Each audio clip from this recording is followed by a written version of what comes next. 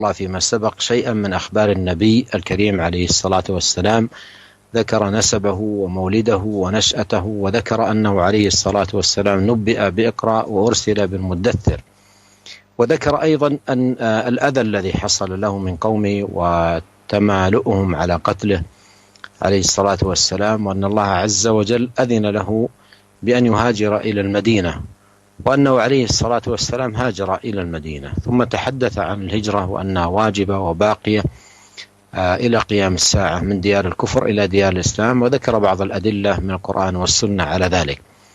بعد ذلك أخذ يبين حال النبي عليه الصلاة والسلام بعد الهجرة حيث استقر في المدينة. قال رحمه الله: فلما استقر بالمدينة أمر ببقية شرائع الإسلام، أي أنه عليه الصلاة والسلام في مكة كما سبق إيضاح ذلك عند المصنف مضى 10 سنوات بعد مبعثه لا يدعو إلا إلى شيء إلا إلى التوحيد ونبذ الشرك، ولم يؤمر بشيء آخر، ولم يوحى إليه بشيء آخر إلا بالتوحيد ودلائل التوحيد وبراهينه. هذا الذي كان في 10 السنوات الأولى من مبعثه صلى الله عليه وسلم. ولما أتم 10 سنوات بالدعوة إلى التوحيد أمر بالصلاة، وسبق إشارة المصنف إلى الإسراء والمعراج، وأن الصلاة فرضت على النبي صلى الله عليه وسلم فوق 7 سماوات، وسمع أمر الله بها من الله مباشرة. فالذي فرض عليه في مكة التوحيد ونبذ الشرك، ثم بعد 10 سنوات فرضت الصلاة، ثم لم يفرض عليه شيء إلى أن هاجر إلى المدينة صلى الله عليه وسلم واستقر بها. بعد ذلك بدأ يوحى عليه بالفرائض والأوامر الأخرى كما يأتي بيان ذلك عند المصنف. قال: فلما استقر بالمدينة أمر ببقية الشرائع، شرائع الإسلام، أي لما استقر بالمدينة بعد الهجرة وقوي أمر التوحيد وشاع وانتشر واتضح للناس وابتعدوا عن الشرك ومن الله جل عليهم بالهداية والتوحيد، بعد ثبات التوحيد وتقرير دلائله وحججه وبيناته واتضاح هذا الأمر، بعد ذلك جاءت الفرائض.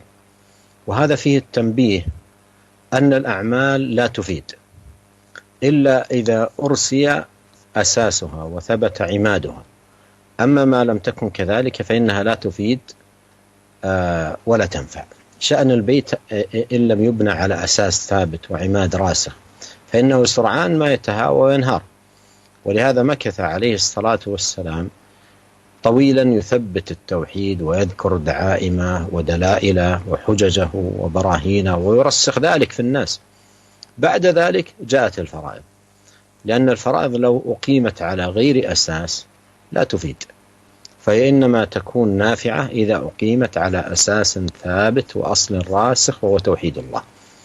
ولهذا ينبغي أن يعي الناس هذا الأمر، ينبغي على المسلمين أن يعوا هذا الأمر العظيم من سيرة النبي عليه الصلاة والسلام. يجب أن يعي المسلمون ذلك. 10 سنين كاملات من مبعثه أمضاها صلى الله عليه وسلم في التوحيد فقط والتحذير من الشرك، ثم بعد ذلك تفرض الصلاة فقط، ويبقى على ذلك الحال وقتا.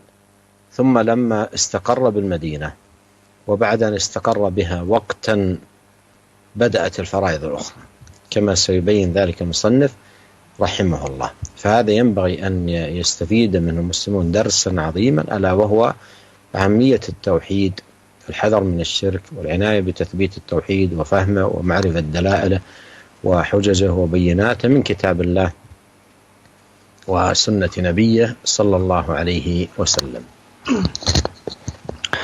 Bismillahirrahmanirrahim. Segala puji bagi Allah Rabbul Alamin. Aku bersaksi bahwa tiada sesembahan yang berhak disembah melainkan Allah Subhanahu wa Ta'ala, dan aku bersaksi bahwa Nabi Muhammad adalah hamba dan utusan Allah. Semoga salawat dan salam selalu terlimpahkan kepada beliau, kepada keluarga beliau dan seluruh sahabat beliau hingga hari akhir. Para pemirsa dan para pendengar yang dimuliakan oleh Allah Subhanahu wa Ta'ala, Al-Musannif, yaitu Syekh Muhammad ibn Abdul Wahhab rahimahullah, di dalam kitab ini dan dalam kajian atau bagian yang kita kaji pada hari ini masih menjelaskan tentang hal-hal yang berkaitan dengan pondasi yang ketiga atau al-aslu tsalits, yaitu mengetahui Nabi kita atau mengenal Nabi kita Muhammad sallallahu alaihi wasallam. Dalam kajian-kajian yang telah lalu, beliau menyebutkan tentang kabar-kabar Nabi yang mulia, Nabi Muhammad sallallahu alaihi wasallam.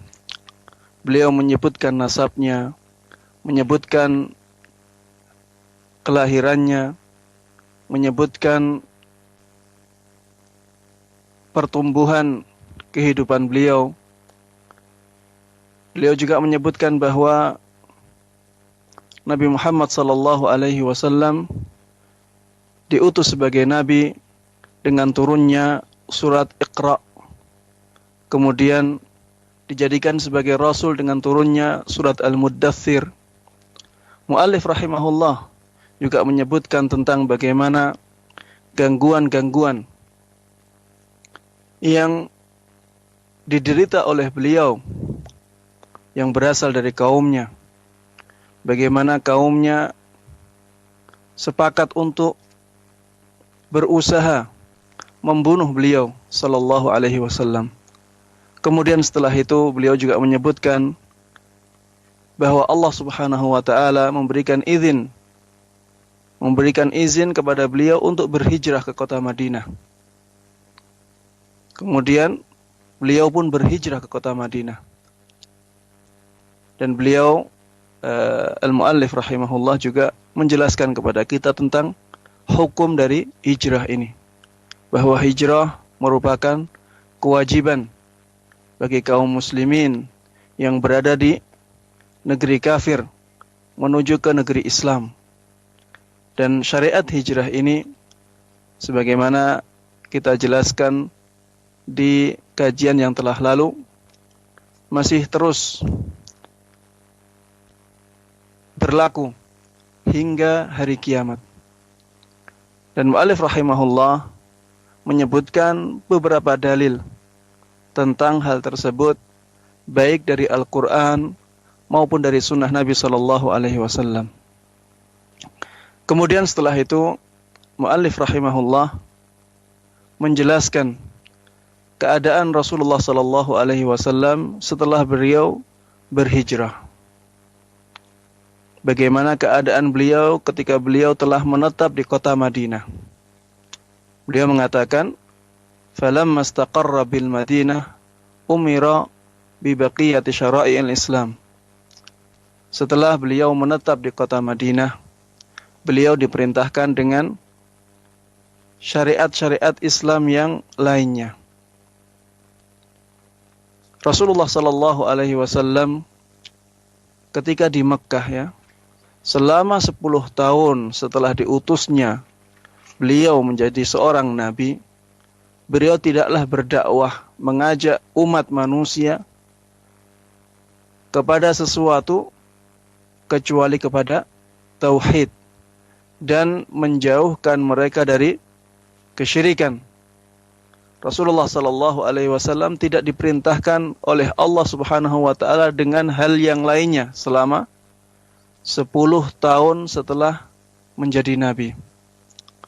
Beliau tidak mendapatkan wahyu kecuali tentang hal-hal yang berkaitan dengan tauhid, berkaitan dengan dalil-dalil atau petunjuk-petunjuk tentang tauhid.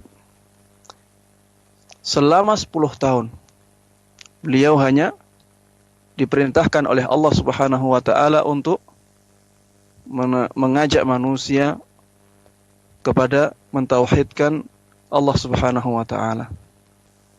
Setelah 10 tahun ini, kemudian Rasulullah sallallahu alaihi wasallam mendapatkan perintah untuk melakukan salat.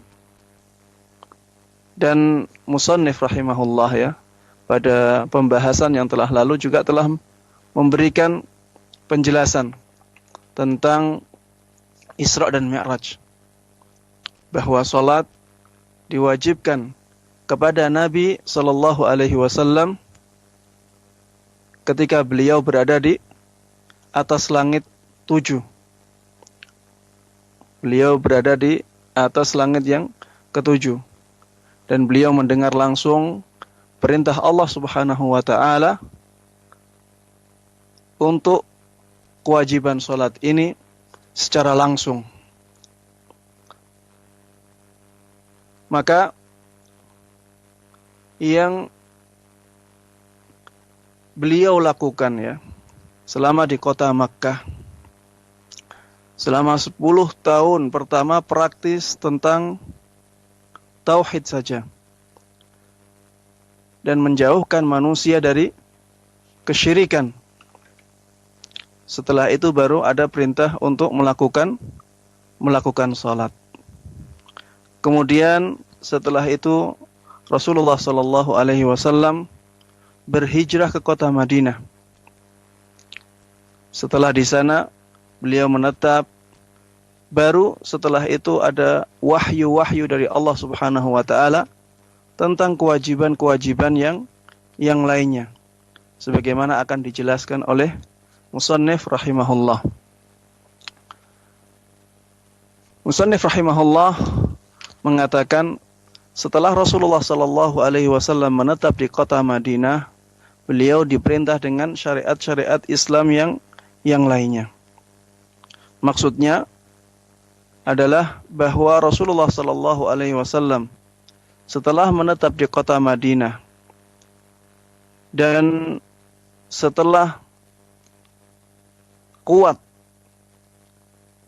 perkara tentang tauhid, atau setelah kuat bagian tauhid ini ya di tengah-tengah umatnya, dan tauhid tersebut tersebar, tauhid tersebut telah menjadi sangat jelas di tengah-tengah manusia dan mereka sudah menjauhi kesyirikan. Allah Subhanahu wa taala telah memberikan hidayah kepada mereka untuk menjalani tauhid tersebut. Setelah itu datanglah perintah-perintah tentang kewajiban-kewajiban yang lainnya. Di sini terdapat petunjuk yang sangat penting bagi kita semuanya, bahwa semua amalan tidak akan bermanfaat, tidak akan ada faedahnya. Semua amalan Islam ya tidak akan ada faedahnya kecuali apabila dasarnya sudah dibangun dengan kuat. Kalau dasarnya tidak dibangun dengan kuat, maka amalan-amalan tidak akan bermanfaat, tidak akan ada faedahnya. Hal itu seperti rumah. Ketika sebuah rumah tidak dibangun di atas pondasi yang kuat, maka dia akan menjadi lemah, dia akan mudah runtuh.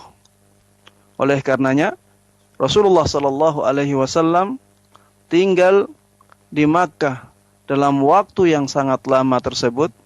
Yang beliau garap adalah tentang tauhidnya, menguatkan sisi tauhid ini, menunjukkan kepada manusia dalil-dalil tentang tauhid, bukti-bukti tentang tauhid, hujjah-hujjah tentang tauhid, sehingga nilai tauhid ini sangat kuat menancap di hati manusia. Kemudian setelah itu baru ada kewajiban-kewajiban yang lainnya. Kenapa demikian? Karena kalau kewajiban-kewajiban tersebut dibangun di atas asas atau pondasi yang lemah, maka kewajiban-kewajiban tersebut tidak akan bermanfaat sama sekali bagi manusia. Dia akan menjadi manfaat, kewajiban-kewajiban tersebut akan menjadi ada manfaatnya bagi mereka ketika dibangun di atas pondasi yang kuat, yaitu mentauhidkan Allah Jalla wa'ala. Oleh karenanya, hendaknya manusia menyadari akan hal ini. Hendaknya kaum muslimin menyadari akan sisi yang agung ini dari sejarah Nabi sallallahu alaihi wasallam, bahwa Rasulullah sallallahu alaihi wasallam di Makkah selama 10 tahun beliau memanfaatkan waktu tersebut untuk membangun tauhid manusia dan menjauhkan mereka dari kesyirikan. Kemudian setelah itu baru ada perintah untuk sholat. Kemudian setelah itu baru perintah-perintah yang lainnya. Oleh karenanya, kaum muslimin yang dimuliakan oleh Allah Subhanahu wa taala, harusnya kita semuanya mengambil pelajaran yang agung ini, yaitu memperhatikan tauhid, memperhatikan dakwah kepada tauhid. Ini yang harusnya kita garap dan menjauhkan mereka dari kesyirikan, memperingatkan mereka dari kesyirikan agar dasar agama mereka menjadi kuat.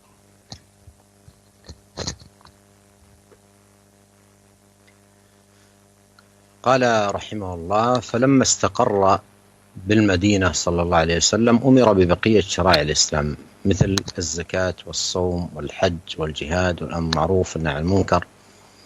هذه الفرائض الزكاة والصوم فرضت على النبي صلى الله عليه وسلم في السنة الثانية من الهجرة. هذه الفرائض الزكاة والصوم فرضت على النبي صلى الله عليه وسلم في السنة الثانية من الهجرة، والحج فرض في السنة التاسعة من الهجرة. والإسلام بني على 5: شهادة لا إله إلا الله وأن محمد رسول الله صلى الله عليه وسلم. هذا هو الأساس. أمضى فيه 10 سنوات، ثم بعد ذلك جاءت الصلاة وهي عماد الدين، فرضت عليه بمكة في السنة 10 من المبعث، بعد أن أمضى عليه الصلاة والسلام من بعثة 10 سنوات في التوحيد. فرضت بعد ذلك الصلاة، وبقي أهل الإسلام على هذه الحال، توحيد وصلاة. ثم هاجر إلى المدينة في السنة الثانية من الهجرة فرض على الناس الزكاة والصيام. ثم في السنة التاسعة من الهجرة فرض الحج. وهذا يبين تفاضل مباني الإسلام في المكانة والمنزلة وترتب الأمور في العمل بالإسلام. الآن ترى في الناس من يحج ولا يصلي أو لا يعتني بالصلاة، فهل هذا فهم الإسلام؟ وهل هذا فهم سيرة النبي عليه الصلاة والسلام؟ الحج لم يفرض إلا بعد الصلاة بسنين عديدة. كان الأمر هو التوحيد، فرض التوحيد ونبذ الشرك. ثم بعد المبعث ب10 سنوات فرضت الصلاة، وبقي 3 سنوات في مكة مفروضة الصلاة المكتوبة 5 صلوات في اليوم والليلة. ثم بعث إلى المدينة وبقي سنتين، فهذه 5 سنوات. ثم بعد ذلك فرضت الزكاة والصيام. ثم في السنة التاسعة فرض الحج. وترى في الناس الآن من يحج ولا يصلي أو يتهاون في الصلاة. حتى في وقت الحج تجد بعضهم لا يحافظ على الصلاة ولا يعتني بها، فهل هذا فهم الإسلام؟ وأيضا ترى من يحج ولكن ينقض كل شيء ويهدم كل شيء بالتعلق بغير الله والتوجه بالقصد لغير الله والالتجاء والطلب الحاجات إلى غير الله من مقبورين وغيرهم، يدعوهم ويستغيث بهم ويلتجئ إليهم ويعرض عليهم حاجاته وطلباته من شفاء مريض أو حصول رزق أو كشف هم أو زوال الغم أو غير ذلك مما لا يلجأ فيه إلا إلى الله سبحانه وتعالى. فهل فهم هؤلاء الإسلام؟ ولهذا فعلا معاشر المستمعين الكرام يحتاج الناس إلى دراسة السيرة، دراسة فاحصة، معرفة هدي النبي صلى الله عليه وسلم معرفة صحيحة. وإذا لم يعرفوا الرسول صلى الله عليه وسلم ولم يعرفوا سيرته وهديه جهلوا دينهم وضيعوه، وقعوا في أنواع من الضلالات والانحرافات. ولهذا يحتاج الناس فعلا إلى دراسة صحيحة لسيرة النبي صلى الله عليه وسلم وتأمل في هديه وعنايته صلى الله عليه وسلم بالتوحيد والإخلاص، ثم الصلاة، ثم هكذا تتدرج أمور الإسلام. أول ما بدأ الأمر بالتوحيد، ثم جاءت الصلاة، ثم جاء الزكاة والصيام، ثم جاء الحج، وهكذا إلى أن نزلت الآية الكريمة: اليوم أكملت لكم دينكم وأتممت عليكم نعمتي ورضيت لكم الإسلام دينا. Para pemirsa dan para pendengar yang dimuliakan oleh Allah Subhanahu wa taala, muallif rahimahullah di sini beliau menjelaskan tentang Rasulullah sallallahu alaihi wasallam ketika beliau telah menetap di kota Madinah. Beliau diperintahkan dengan syariat-syariat Islam yang lainnya seperti zakat, puasa, haji, jihad, dan syariat amar ma'ruf nahi mungkar. Kewajiban-kewajiban ini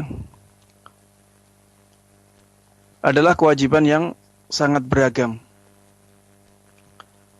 Adapun syariat zakat dan puasa, dua syariat ini diwajibkan kepada Nabi Shallallahu Alaihi Wasallam di tahun kedua Hijriah.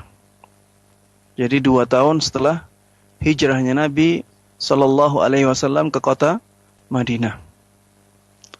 Adapun syariat haji, syariat ini diwajibkan kepada Rasulullah Shallallahu Alaihi Wasallam dan kepada umatnya di tahun ke-9. Jadi 9 tahun setelah hijrahnya Nabi Shallallahu Alaihi Wasallam ke kota Madinah. Dan Islam dibangun di atas 5 pondasi ini. Pondasi yang pertama yaitu tentang syahadatain. Persaksian bahwa tiada sesembahan yang berhak disembah melainkan Allah Jalla wa'ala. Dan persaksian bahwa Nabi Muhammad sallallahu alaihi wasallam adalah utusan Allah. Syahadatain inilah pondasi dari semuanya. Oleh karenanya Rasulullah sallallahu alaihi wasallam menghabiskan 10 tahun untuk membangun asas atau pondasi ini. Kemudian setelah itu datang syariat salat. Yang syariat salat ini merupakan imaduddin atau tiang agama. Syariat salat ini diperintahkan atau diwajibkan kepada beliau ketika beliau berada di kota Makkah, yaitu setelah 10 tahun dari kenabian beliau. Setelah beliau menjadi nabi selama 10 tahun, setelah itu baru diwajibkan syariat salat. Kemudian setelah itu Rasulullah sallallahu alaihi wasallam tidak diperintahkan dengan syariat yang lainnya. Jadi tauhid dengan salat ini sampai beliau berhijrah ke Madinah sampai 2 tahun di kota Madinah setelah hijrah. Syariatnya tauhid sama salat saja. Baru 2 tahun setelah beliau berhijrah ke Madinah, selama 2 tahun berada di Madinah baru ada syariat zakat dan puasa. Kemudian setelah itu 7 tahun kemudian, yaitu pada tahun ke-9 Hijriah, baru ada syariat kewajiban haji. Dari sejarah ini kita bisa mengambil pelajaran yang sangat berharga, yaitu tentang keutamaan-keutamaan yang berbeda-beda dari pondasi agama ini atau dari rukun Islam. Jadi rukun Islam tersebut bertingkat-tingkat keutamaannya. Oleh karenanya Allah Subhanahu wa taala juga mensyariatkannya berbeda-beda waktunya. Allah Subhanahu wa taala mendahulukan yang paling utama, kemudian diteruskan dengan yang lebih utama lagi di bawahnya, kemudian lebih utama lagi di bawahnya. Namun sekarang kaum muslimin ya, yang dimuliakan oleh Allah Subhanahu wa taala, kita melihat ya sekarang ada orang yang haji tapi dia tidak sholat. Dia tidak memperhatikan sholatnya. Dia menyia-nyiakan sholatnya, kadang sholat, kadang tidak. Apakah orang seperti ini telah memahami Islam dengan benar? Kita tahu syariat haji tidaklah diwajibkan kecuali setelah diwajibkannya syariat sholat, bahkan sampai beberapa tahun. Sholat diwajibkan tahun ke-10. Tahun ke-10 setelah kenabian beliau. Kemudian dan syariat haji diwajibkan tahun ke-9 setelah hijrahnya Nabi ke kota Madinah. Dahulu sebelum syariat salat, sebelum syariat haji diwajibkan di Mekah, beliau hanya diperintahkan untuk menyebarkan tauhid, menjauhkan manusia dari kesyirikan. Kemudian setelah 10 tahun di Mekah ada syariat salat. 3 tahun di Mekah tidak ada perintah lain. Kemudian di Madinah 2 tahun baru ada perintah zakat dan puasa. Baru setelah itu tahun ke-9 ada perintah haji. Harusnya yang paling dipentingkan adalah tauhid dan salat. Namun kita lihat ya, banyak dari orang-orang yang berhaji di zaman ini, mereka tidak sholat, bahkan ketika mereka sedang berhaji. Atau kalaupun sholat, sholatnya masih bolong-bolong. Tidak menjaga sholatnya dengan baik. Apakah orang yang seperti ini memahami Islam dengan baik? Kita juga melihat ada orang yang haji, namun dia melakukan sesuatu yang bisa merusak semua amalan dia. Semua amalan ibadah dia bisa dirusak dengan amalan tersebut, yaitu menggantungkan diri kepada selain Allah Subhanahu wa ta'ala. Meminta hajat kepada selain Allah Subhanahu wa ta'ala. Meminta kepada ahli kubur dan kepada yang lainnya. Mereka berdoa meminta hajat kepada selain Allah Subhanahu wa ta'ala.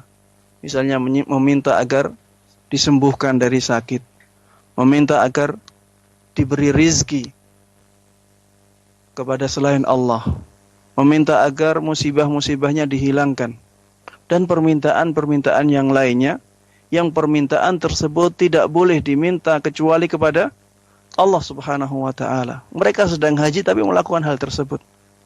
Apakah orang-orang yang seperti ini mereka memahami Islam dengan baik? Oleh karenanya, kaum muslimin yang dimuliakan oleh Allah Subhanahu wa ta'ala, kita semuanya butuh ya, sangat membutuhkan untuk mempelajari sirah Nabi sallallahu alaihi wasallam dengan tekun, dengan baik. Harusnya kita mengetahui petunjuk yang diberikan oleh Nabi sallallahu alaihi wasallam. Apabila kaum muslimin tidak mengetahui sejarah Nabi sallallahu alaihi wasallam, tidak mengetahui bagaimana beliau dahulu berdakwah, maka tentunya mereka akan jahil dengan agama mereka. Mereka akan menyia-nyiakan agama mereka, dan mereka akan jatuh ke dalam bermacam-macam kesesatan atau penyelewengan. Oleh karenanya, kaum muslimin yang dimuliakan oleh Allah Subhanahu wa ta'ala, mari kita semuanya mempelajari sirah Nabi sallallahu alaihi wasallam. Mari kita selalu merenungkan petunjuk-petunjuk yang diberikan oleh beliau, terutama tentang mentauhidkan Allah Subhanahu wa ta'ala, tentang sisi keikhlasan kita dalam beribadah, kemudian bagaimana Rasulullah sallallahu alaihi wasallam dahulu salat, begitu seterusnya ya, sehingga kita bisa dengan baik menjalani agama ini. Rasulullah sallallahu alaihi wasallam dahulu memulai semuanya dengan tauhid, kemudian salat, kemudian zakat, kemudian puasa, baru kemudian haji, sampai turun ayat ketika haji wada, yaitu ayat al-yauma akmaltu lakum dinakum wa atmamtu alaikum ni'mati wa raditu lakumul islam madina. Pada hari ini aku lengkapkan agama kalian untuk kalian. Aku sempurnakan untuk kalian nikmatku, dan aku ridai agama Islam sebagai agama kalian.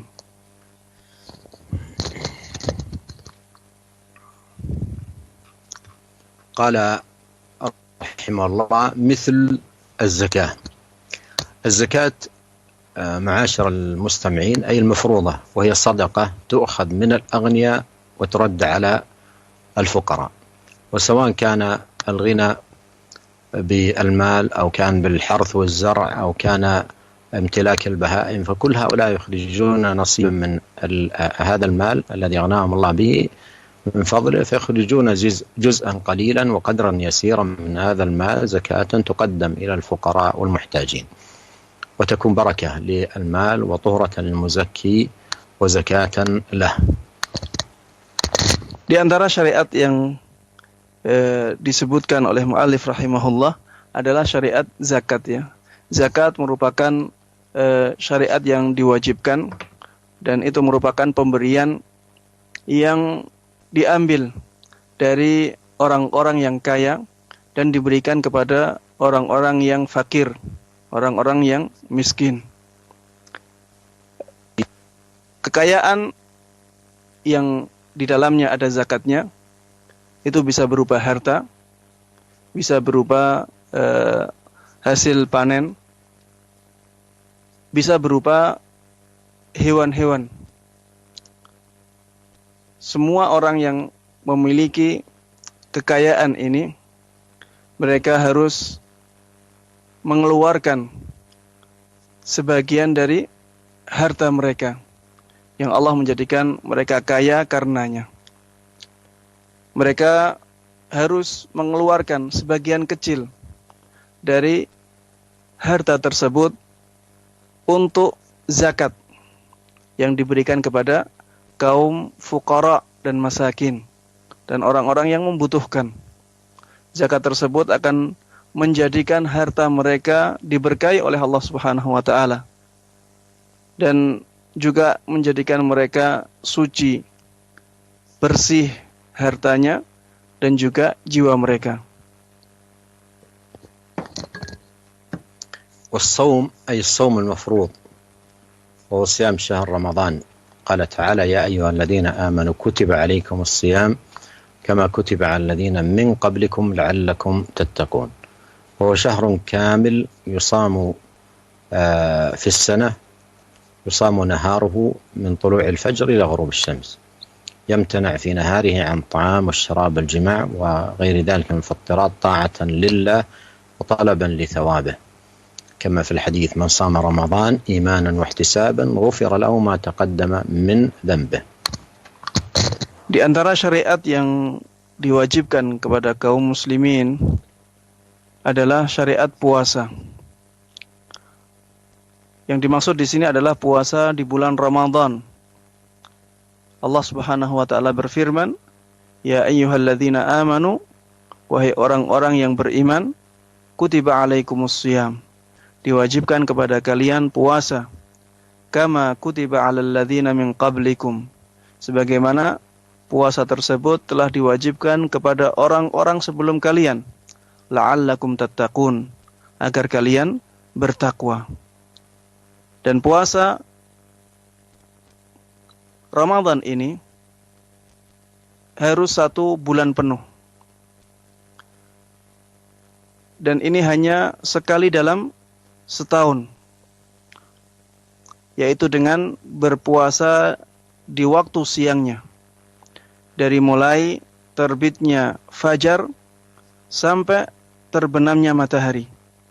Seorang yang berpuasa harus menjauhi makanan, minuman, menjauhi berhubungan suami istri ya, jima', dan pembatal-pembatal puasa yang lainnya, sebagai wujud ketaatan dia kepada Allah Subhanahu wa taala, dan dengan mengharap pahala darinya.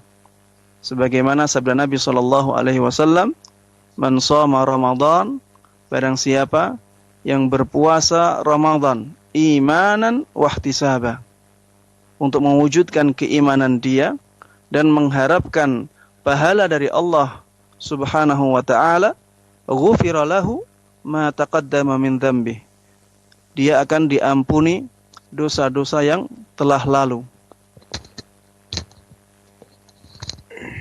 قال والحج أي وفرض على الناس الحج وذلك في السنة 9 من الهجرة. والحج هو قصد بيت الله الحرام لأعمال مخصوصة في وقت مخصوص، ولا يجب على المسلم في عمره كله إلا مرة واحدة، فالحج مرة وما زاد فهو تطوع، ولا يجب إلا على المستطيع، ولله على الناس حج البيت من استطاع إليه سبيلا. قال والجهاد أي في سبيل الله لإعلاء كلمة الله ولنصرة دينه ولكي لا يكون فتنة ويكون الدين كله لله. Kemudian syariat yang berikutnya adalah syariat haji. Yang dimaksud dengan syariat haji di sini adalah haji yang diwajibkan, ya.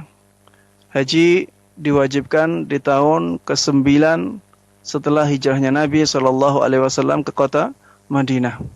Yang dimaksud dengan haji adalah pergi ke Baitullah Al-Haram untuk menjalankan amal-amal tertentu, amal-amal ibadah tertentu di waktu tertentu.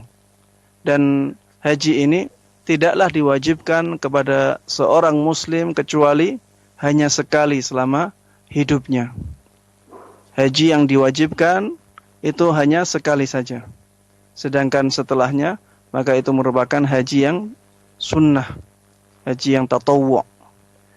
Dan haji ini tidaklah diwajibkan kecuali kepada orang yang mampu saja. Sebagaimana firman Allah Subhanahu wa ta'ala, walillahi 'alan nasi hajjul bait.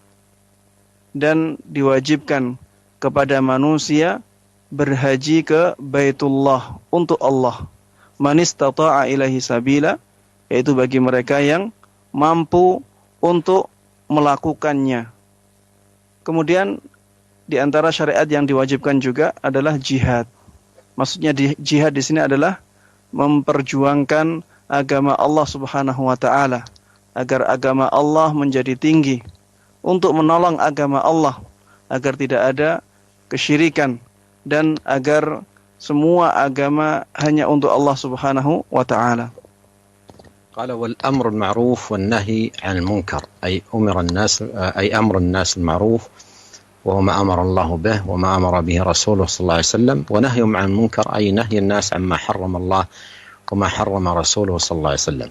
وهذا من الأمور المهمة والعظيمة لقيام الدين. الدين لا يقوم إلا بالأمر المعروف والنهي عن المنكر، فيحتاج الناس إلى ذلك، وإلا فإن أمور الدين تتقوض والناس تتخطف ويضلون عن دينهم، إلا إن أكرمهم الله ويسر لهم بمن يدعوهم إلى الخير ويأمر بالمعروف وينهى عن المنكر.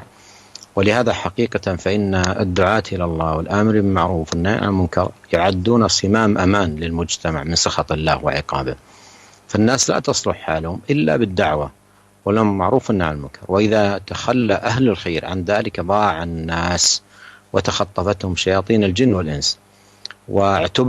واعتبر ذلك في البلدان والمناطق التي لا يوجد فيها أمر معروف ولا نهي عن المنكر، كيف أن الفوضى تعم تلك المناطق والضلال ينتشر والباطل يخيم ويتسلط فيها دعاة الشر والضلال والفساد، نسأل الله الكريم العافية والسلامة.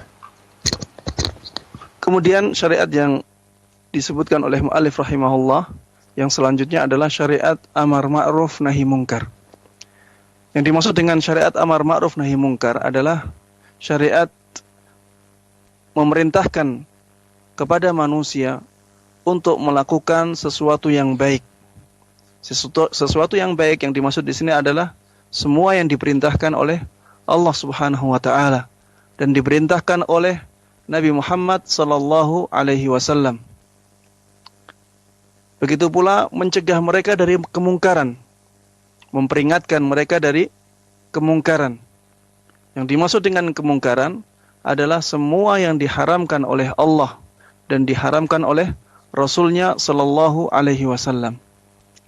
Dan syariat amar ma'ruf nahi mungkar ini merupakan syariat yang sangat penting dalam agama Islam. Dengan syariat inilah agama Islam menjadi tegak.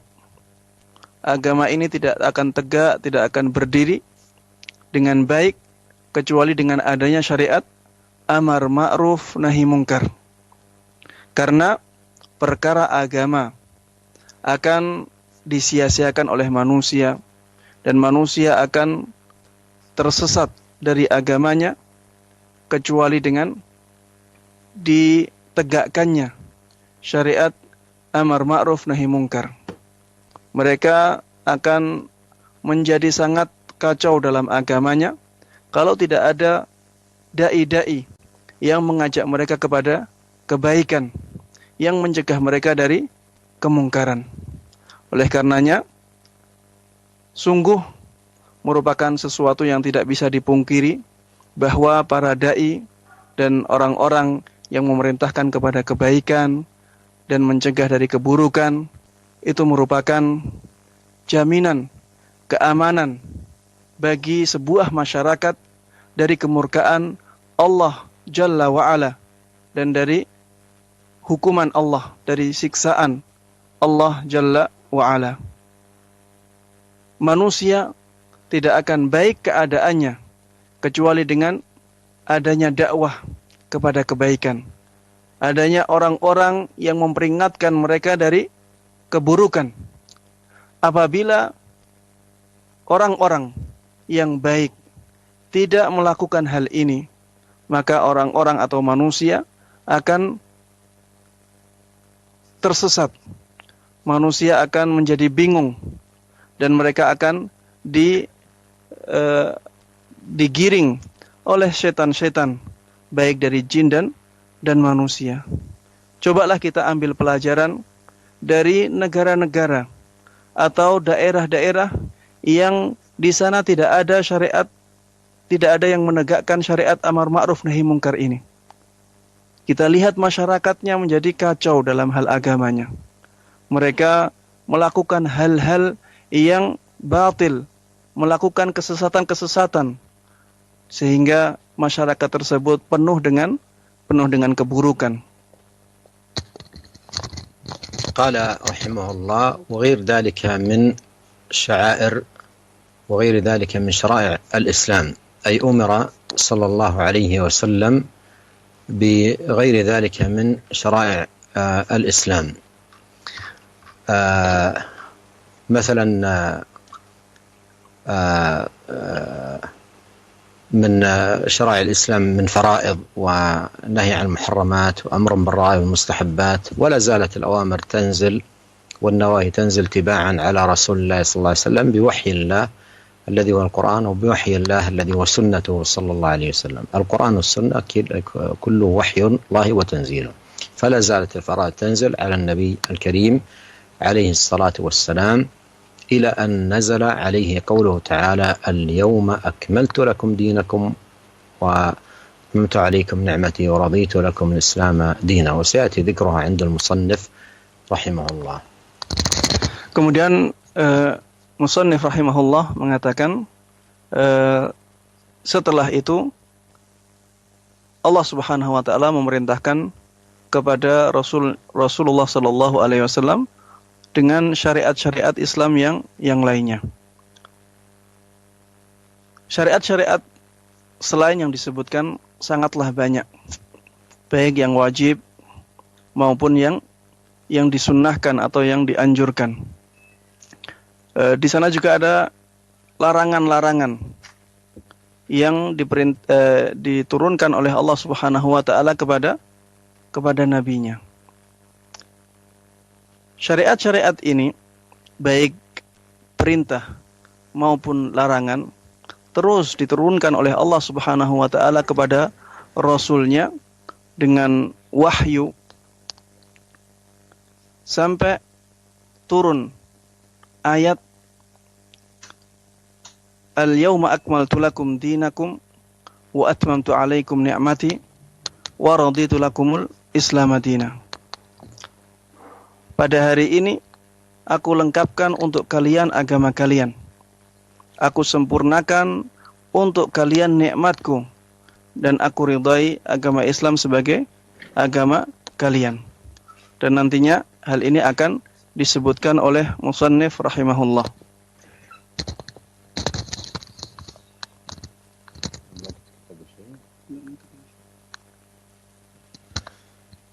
قال رحمه الله أخذ على هذا 10 سنين، يعني على هذه الحال تتنزل عليه الفرائض والأوامر والنواهي والشرائع، وهو مستقر في المدينة صلى الله عليه وسلم، يخرج منها لنصرة الدين والذب عنه والدعوة إلى الله، ويبعث البعوث ويرسل الرسل ويكتب المكاتيب دعوة لدين الله ونصرة لهذا الدين.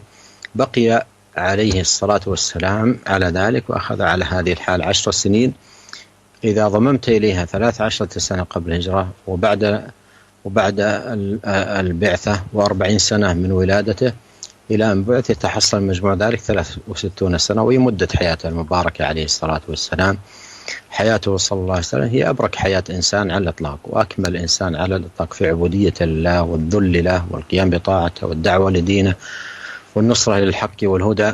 أمضى عليه الصلاة والسلام على ذلك 10 سنين، أي بعد أن استقر في المدينة، وبعدها توفي صلوات الله وسلامه عليه، أي بعدها توفاه الله وقبضت روحه الشريفة صلى الله عليه وسلم ومات، وصحبه الكرام غسلوا وكفنوا وصلوا عليه أوزاعا، ودفنوه في حجرة عائشة رضي الله عنها، لأن أبا بكر رضي الله عنه روى عن النبي صلى الله عليه وسلم أنه قال: يدفن الأنبياء حيث ماتوا. ومات عليه الصلاة والسلام في حجرة عائشة بين سحرها ونحرها، ودفن صلى الله عليه وسلم في حجرتها. وكانت وفاته عليه الصلاة والسلام أعظم المصائب وأكبرها على الإطلاق.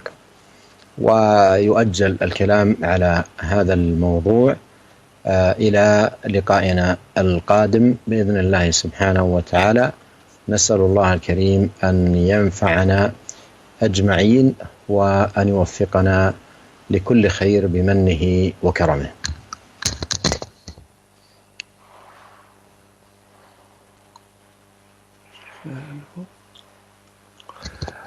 Kemudian muallif rahimahullah mengatakan, akhadha ala hadha 10 sinin. Rasulullah sallallahu alaihi wasallam mendakwahkan syariat-syariat tersebut selama 10 tahun. Maksud beliau adalah bahwa keadaan ini berlangsung selama 10 tahun. Rasulullah sallallahu alaihi wasallam diberikan wahyu berupa kewajiban-kewajiban, berupa perintah-perintah, larangan-larangan, yang semuanya adalah syariat ketika beliau berada di Madinah. Beliau kadang keluar dari Madinah untuk berperang, menolong agama Allah. Kadang keluar dari Madinah untuk berdakwah kepada Allah Jalla wa'ala. Beliau juga mengutus utusan-utusan yang banyak keluar Madinah. Beliau juga menulis surat-surat kepada raja-raja. Semuanya beliau lakukan untuk berdakwah kepada agama Allah Jalla wa'ala, untuk menolong agama ini. Dan Rasulullah sallallahu alaihi wasallam melakukan hal ini selama 10 tahun ketika beliau berada di Madinah. 10 tahun ini kalau kita gabungkan dengan 13 tahun selama beliau berdakwah di kota Makkah, kemudian kita gabung dengan 40 tahun dari umur beliau ya, sampai beliau dijadikan nabi, diutus sebagai nabi, maka akan terkumpul angka 63 tahun. Dan itulah masa kehidupan Rasulullah sallallahu alaihi wasallam yang penuh dengan berkah. Kehidupan Rasulullah sallallahu alaihi wasallam adalah kehidupan seorang manusia yang paling diberkahi. Beliau adalah orang yang paling sempurna, manusia yang paling sempurna dari sisi ibadahnya kepada Allah, dari sisi merendahkan dirinya kepada Allah, dari sisi ketaatan dia kepada Allah Subhanahu wa taala. Beliau adalah orang yang paling sempurna dari sisi dakwahnya beliau kepada agama Allah Subhanahu wa taala, dalam membela kebenaran, dalam memperjuangkan petunjuk yang beliau bawa. Beliau berdakwah di kota Madinah selama 10 tahun setelah beliau menetap di kota Madinah. Setelah itu Rasulullah sallallahu alaihi wasallam dipanggil oleh Allah. Allah mewafatkannya, dan tentang wafatnya Rasulullah sallallahu alaihi wasallam ini kita akan bicarakan di kajian berikutnya. Mudah-mudahan Allah Subhanahu wa taala memberikan manfaat kepada kita semuanya.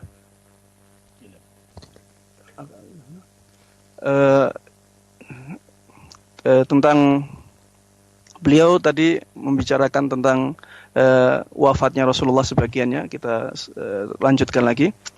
Wa ba'daha tuwfiya shalawatullahi wasallamuhu alaih. Setelah 10 tahun berada di kota Madinah, Rasulullah sallallahu alaihi wasallam diwafatkan. Allah Subhanahu wa taala memanggilnya. Allah mencabut ruhnya yang mulia sallallahu alaihi wasallam, dan kemudian wafatlah beliau.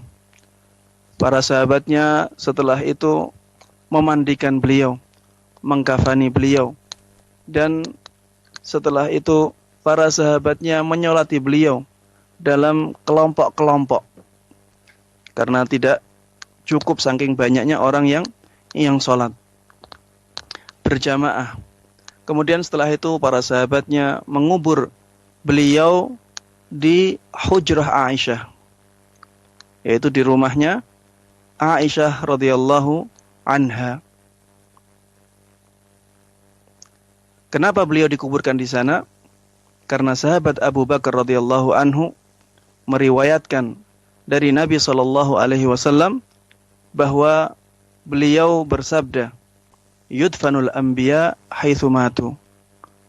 Para nabi itu dikuburkan di mana mereka mati atau di mana mereka wafat.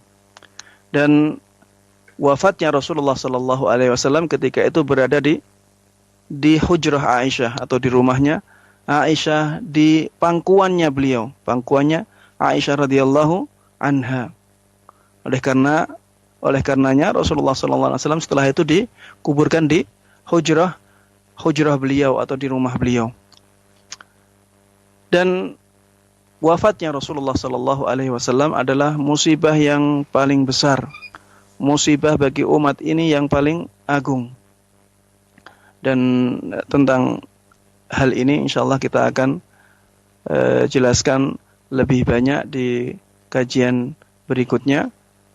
Saya berdoa, Syekh berdoa, mudah-mudahan Allah Subhanahu wa taala memberikan manfaat kepada kita semuanya, dan mudah-mudahan Allah Subhanahu wa taala memberikan taufiknya kepada kita semuanya untuk melakukan kebaikan-kebaikan. Nah, jazakallahu khairan Syekh untuk materi bahasan yang disampaikan dan Al-Ustaz Musyafa yang telah menerjemahkan. Pendengar Radio Roja dan pemirsa Roja TV, ada 5 menit waktu tersisa bagi kita untuk berinteraksi, bertanya pada Syekh di sore hari ini. Dan ada pertanyaan pertama dari Ummu Muhammad melalui pesan singkat. Assalamualaikum warahmatullahi wabarakatuh. Ya Syekh, apakah ketika Rasulullah Shallallahu Alaihi Wasallam menerima perintah solat itu disertai dengan tata cara solat, kemudian gerakan solat serta rincian-rincian rokaatnya? Mohon penjelasan dan nasihatnya, jazakallahu khairan.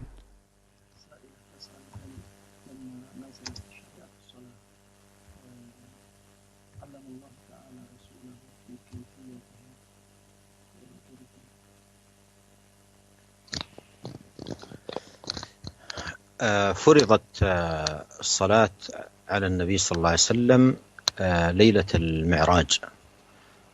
فرضت عليه ليلة المعراج. فرضت أولا 50 صلاة ثم خففت إلى 5 صلوات في اليوم والليلة. وقد جاء جبريل وأما النبي صلى الله عليه وسلم في وقت الظهر ثم وقت العصر ثم وقت المغرب ثم وقت العشاء ثم وقت الفجر. وجاءت التفاصيل في الصلاة وأحكامها وشروطها، كل ذلك نزل على نبينا الكريم صلى الله عليه وسلم بوحي من الله، لأن جميع التفاصيل سواء الصلاة أو غيرها من الأحكام كل ذلك ينزل فيها وحي من الله سبحانه وتعالى.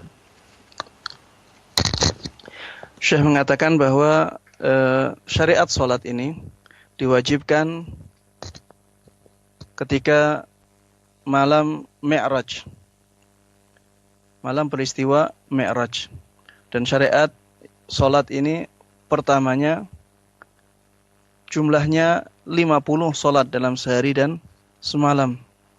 Kemudian Allah Subhanahu wa Ta'ala meringankan hingga 5 sholat dalam sehari semalam.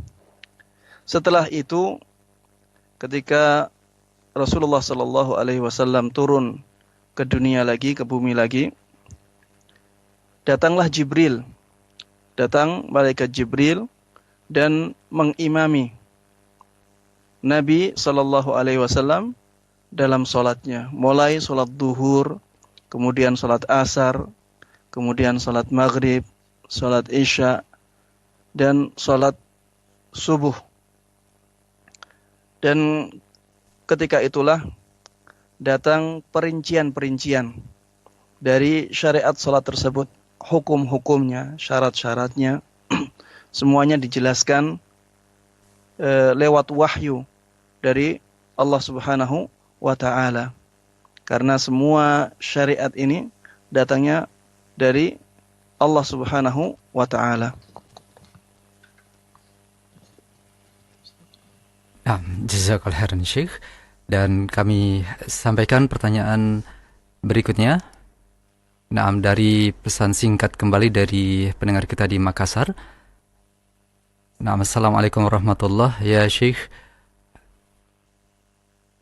Ada pertanyaan yang belum tersampaikan secara penuh, kami mohon maaf. Kami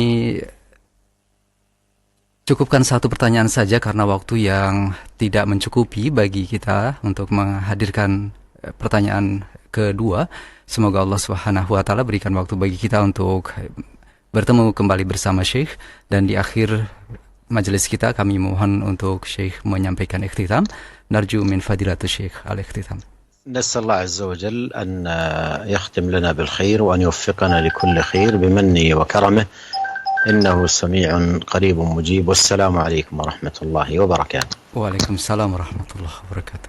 Syekh berdoa mudah-mudahan Allah Subhanahu wa Ta'ala menutup bagi kita dengan kebaikan, dan mudah-mudahan Allah Subhanahu wa Ta'ala memberikan taufiknya kepada kita untuk melakukan kebaikan-kebaikan.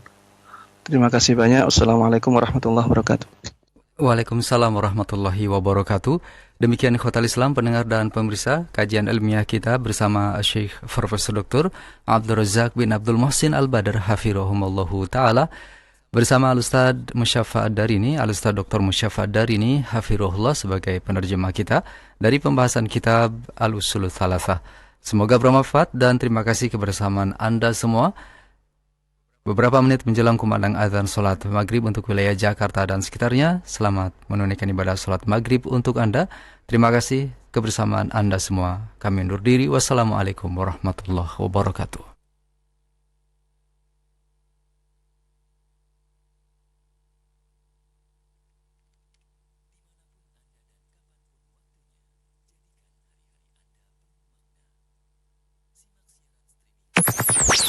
Roja TV, saluran tilawah Al-Quran dan kajian Islam. Sesungguhnya nikmat sunnah adalah sesuatu yang tak terhingga. Tahu sunnah yang satu ini? Atau gimana dengan sunnah yang satu ini? Sunnah-sunnah Nabi Sallallahu Alaihi Wasallam. Simak saja sunnah-sunnah yang terlupakan.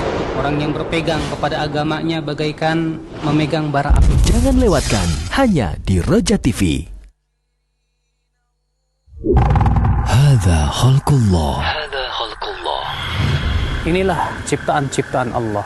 Allah memerintahkan kita untuk mentadaburi alam, memperhatikan alam semesta, mengambil ibrah dan pelajaran.